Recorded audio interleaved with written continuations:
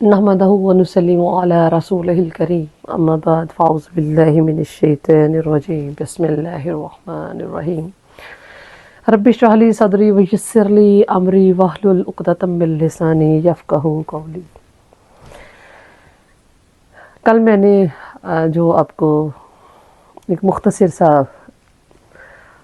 مطلب بتایا تھا کہ اللہ رب العزت نے عمرے کی سعادت جو ہے وہ عطا کی، اور اس میں کچھ چیزیں جو ہیں وہ میں نے آپ کی گوش گزار کی تھی کہ اللہ رب العزت آپ کو اپنے گھر میں بلائے تو آپ ان چیزوں سے جو ہے وہ پرہیز کریں۔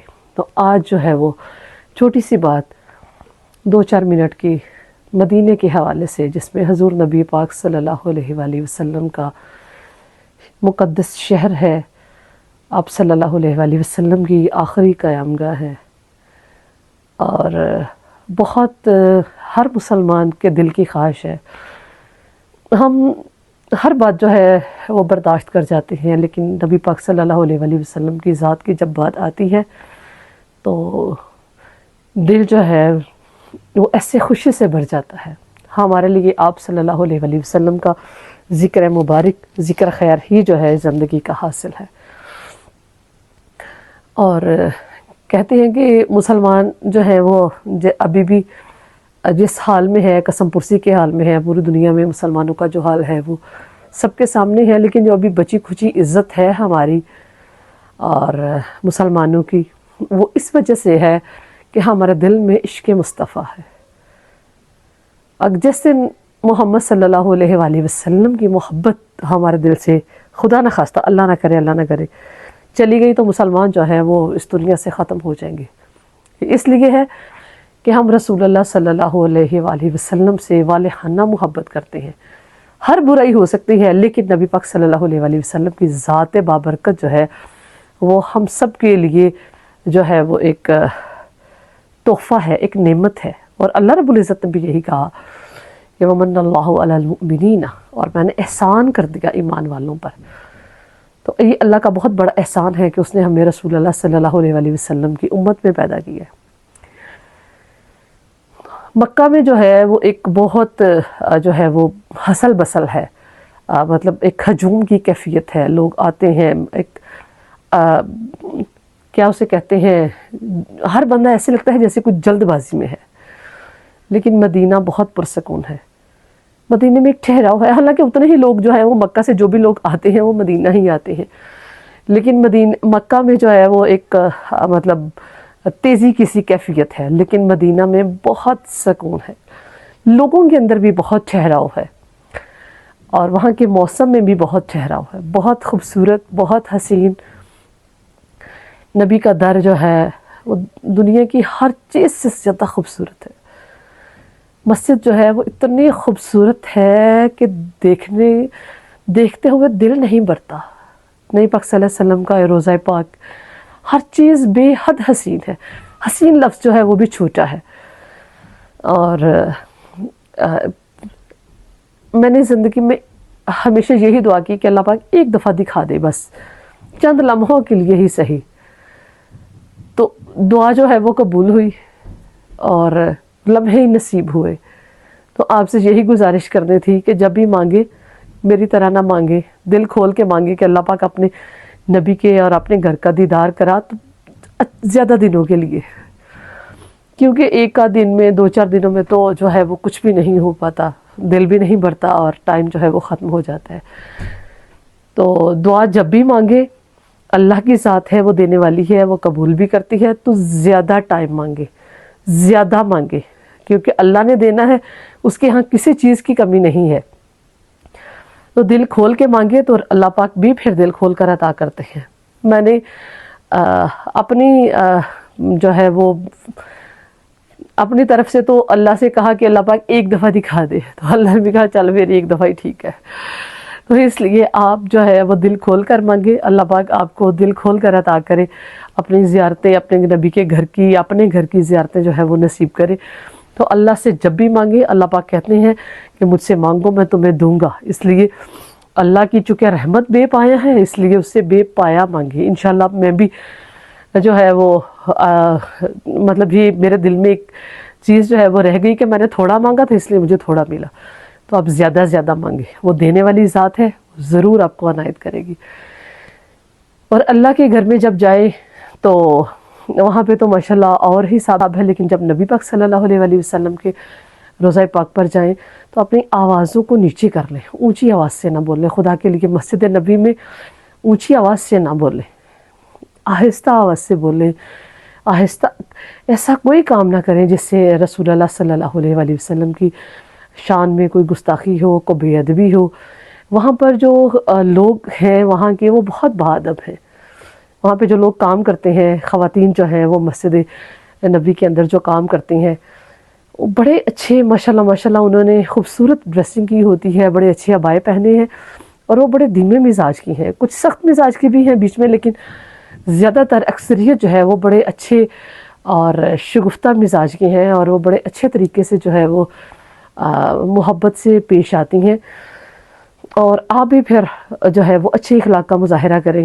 ایک دو میرے ساتھ تجربے ہوئے ایسے، بتانا تو نہیں چاہ رہی، تو تھوڑی سی بات یہ بتاتی ہوں کہ بس وہاں پر اللہ کے نبی کے گھر میں کسی بھی چیز کے لیے جلد بازی نہ کریں، جو چیز آپ کے نصیب میں ہے وہ آپ کا مل کر رہے گی، کسی سے کچھ چھینا جھپٹی نہ کریں اور چیزیں نہ چھینیں۔ پتہ نہیں کیوں ہمارے اندر سے جو ہے یہ چیز نہیں جاتی، اور ہم بے صبری کا مظاہرہ کرتے ہیں۔ جو چیز اگر کوئی آپ کو تبرک دے رہا ہے تو جتنا دے رہا ہے اتنا لیں، اسی میں اللہ کا شکر ادا کریں۔ نبی کے گھر کا تو کھانا جو ہے وہ بہت بڑی نعمت ہے، تو اس لیے دوسروں کے حصے نہ مانگے۔ جیسے پاکستان میں ہمیں عادت ہے کہ میری بہن کا بھی دے دو، میرے بھائی کا بھی دے دو، میرے فلانے کا بھی دے دو، میرے ڈھماکنے کا بھی۔ تو بچپن کی باتیں ہیں، بڑے ہو کے تھوڑی اچھا لگتا ہے، لیکن وہاں پہ لوگ ایسے ہی کرتے ہیں۔ خدا کے لیے ایسے نہ کرے۔ میں نے تو یہی وہاں پہ جو باقی اقوام کے لوگ ایسے نہیں کرتے، تو خدا کے لیے مسلمان جو پاکستانی مسلمان ہیں وہ اپنے اندر شائستگی پیدا کرے۔ اچھے اخلاق ہمیں بہت ضرورت ہے، تربیت کی بہت ضرورت ہے۔ تو جو اساتذہ کرام ہیں اور جو خواتین ہیں، جو مائیں ہیں اسپیشل، اپنے بچوں کو سکھائیں کہ اپنے اندر شائستگی پیدا کریں۔ جو آپ کے مقدر میں ہے وہ آپ کو ضرور ملے گا، اور جو نہیں ہے وہ آپ کو چھیننے سے بھی نہیں ملے گا۔ اس لیے جو ہے اسی پر قناعت کریں۔ اساتذہ کرام، مجھے پتہ ہے ٹیچرز جو ہیں وہ میرے لیکچر سنتی ہیں، جو ٹیچرز ہیں وہ اب بچوں کو سکھائیں۔ ہم پر، ماؤں پر اور استاد پر بہت بڑی ذمہ داری عائد ہوتی ہے، کیونکہ ہم نے تربیت کرنی ہے۔ تو اپنے بچوں کی، خود کی، اپنے گھر والوں کی، اور جو بھی مسجد نبی میں جاتا ہے اسے سمجھائیں کہ وہاں پر جا کر اپنے اندر جو ہے اپنی جو بے صبری ہے، جو غیر شائستہ پن ہے، بد اخلاقی ہے، اس کا مظاہرہ وہاں پر آپ نے نہیں کرنا، بلکہ آپ اس کو اپنی زندگی کا ایک جز بنا لیں کہ ہم نے ہمیشہ شائستگی کا مظاہرہ کرنا ہے۔ مہذب قومیں ایسے نہیں کرتی۔ کاش کہ میرے ہاتھ میں ہوتا کہ میں پاکستان کا نصاب بدل سکوں، تو میں جو ہے اسلامیات کے حوالے سے یا باقی سبجیکٹ کے حوالے سے ایک مورل ویلیوز پر جو ہے وہ ایک سبجیکٹ جو ہے وہ بچوں کو پڑھانے کے لیے دیتی۔ ہمارے اندر جو ہے، ہمیں دین کی سمجھ بوجھ تو چلے تھوڑی بہت ہے، لیکن شائستگی نہیں ہے ہمارے اندر۔ اخلاقیات جو مورل ویلیوز ہیں وہ ہماری نہیں ہے۔ باقی اقوام کیوں ترقی کر گئی؟ کیونکہ ان کے اندر اخلاقیات ہے۔ اٹلی میں رہتی تھی میں، ان لوگوں کی جو مورل ویلیوز ہیں وہ اتنی سٹرونگ ہیں، اتنا وہ اخلاقیات کے حوالے سے اس درجہ وہ بلند ہیں کہ کبھی کبھی مجھے لگتا تھا کہ یہ صرف اگر مسلمان ہو جائیں، کلمہ پڑھ لیں، رسول اللہ صلی اللہ علیہ وآلہ وسلم پر ایمان لے آئیں، تو باقی جو ہے یہ سیدھے جنتی ہیں۔ آپ یقین کریں اس قدر ان کے اخلاق جو ہے وہ بلند تھے۔ ہاسپٹل میں جو ان کا رویے تھے مریضوں کے ساتھ، یعنی کہ جو اسلام کا مطمع نظر ہے، جو اخلاقیات اسلام نے، اللہ اور اس کے رسول صلی اللہ علیہ وآلہ وسلم نے ہمیں بتائی، وہ سب کے سب ان کے اندر موجود تھی۔ تو مجھے تو یہی لگتا تھا کہ یہ جب مسلمان ہو جائیں گے، عیسیٰ علیہ السلام دوبارہ سے دنیا میں آئیں گے تو یہ نبی پاک صلی اللہ علیہ وآلہ وسلم پر ایمان لے آئیں گے تو یہ سب کے سب سیدھے جنت میں جائیں گے۔ تو ہمیں بھی چاہیے، ہمارے اندر جو سب سے بڑی چیز ہے وہ یہ ہے کہ ہماری جو مورل ویلیوز ہیں وہ سٹرونگ نہیں ہیں۔ تو اساتذہ کرام کا اور ماؤں کا فرض بنتا ہے کہ بچوں کو سکھائیں کہ کس طرح سے جو ہے وہ ہم نے ایک مہذب معاشرہ جو ہے اس کو ترتیب دینا ہے، کس طرح سے ہم نے معاشرے میں رہنا ہے۔ تو یہی چیزیں جو ہے وہ چند مجھے نبی پاک صلی اللہ علیہ وآلہ وسلم کے روضہ پاک پہ بھی یہی چیزیں جو ہے یہ بری لگی کہ اگر کوئی دے رہا ہے تو پھر اسے صرف ایک چیز نہیں، پھر اسے کہنا ہے فلاں کا بھی دے دو، ڈماکنے کا بھی دے دو، نہ بھی بیٹھا ہو۔ بھئی جو مل رہا ہے اسی پر اکتفا کرے، چھینا جھپٹی نہ کرے۔ نبی کے در پہ آ کے بھی وہی کمینگی کرنی ہے تو پھر گھر پہ ہی رہتے، کیا ضرورت تھی آنے کی؟ اگر ہمارے اندر سے وہ نکلنی ہی نہیں ہیں چیزیں تو پھر کیا روضہ رسول پہ آنے کا فائدہ ہوا اور کیا مکہ شریف میں آنے کا فائدہ ہوا اگر ہم نے اپنے آپ کو بدلنا ہی نہیں ہے۔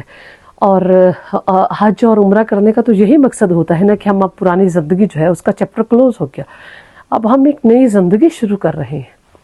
اللہ پاک کہتے ہیں کہ جو حج اور عمرہ کرتا ہے وہ ایسے ہی ہے جیسے ابھی دنیا میں جو ہے وہ پیدا ہوا ہے، ماں کے پیٹ سے ابھی دنیا میں آیا ہے۔ تو پچھلے کھاتے کلوز ہو گئے تو اگلے کھاتے جو ہیں ان کو احسن طریقے سے سٹارٹ کریں۔